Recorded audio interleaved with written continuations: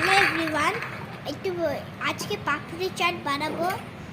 ছোলাগুলো আগে একটু সেদ্ধ করে নিলাম, একটু আলু দিয়ে দিলাম, 3-4টা আলু দিয়ে দিলাম, টমেটো দিলাম, একটু পেঁয়াজ দিলাম, একটু আদা দিলাম, একটু রসুন দিলাম, একটু তেজপাতা দিলাম, একটু হলুদ দিলাম,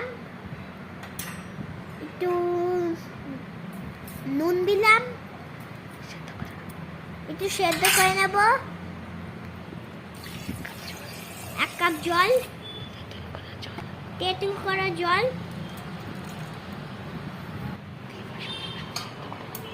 দিব, সহকারে সেদ্ধ করে নেব। সেদ্ধ হয়ে গেছে, টমেটো খোসাগুলো ফেলে দেব,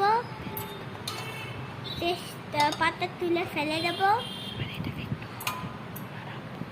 একটু করে নাড়াবো।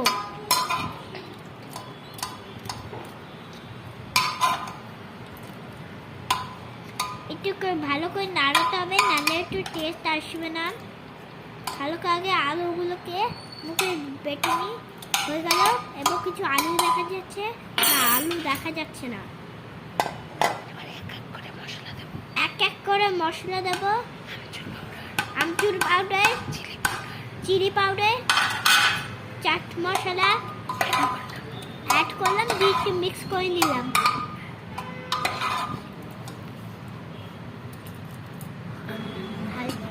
একটু লঙ্কা কুচি দিলাম, একটু লেবু দিয়ে দিলাম স্বাদের জন্য। এবার এটাকে ভালোভাবে মিক্স করলাম। দইয়ের মধ্যে একটু চিনি দিয়ে ভালো করে নাড়ালাম। এই যে দেখো, নাড়ালাম। পাপড়ি চাট বানানোর জন্য রেডি। একটু ছোলা দিয়ে দিল,